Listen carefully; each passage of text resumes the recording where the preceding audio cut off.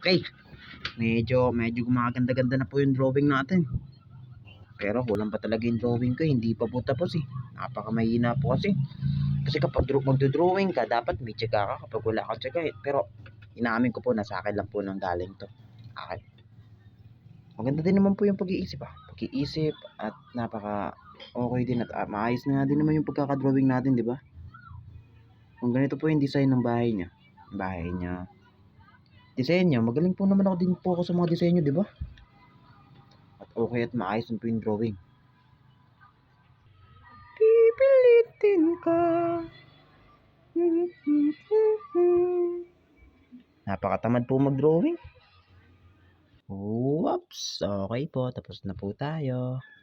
Ang galing mag-drawing. Practice yung una, practice pa lang. Ngayon, parang reality na yung drawing mo. Napakagaling mo talaga mag-drawing.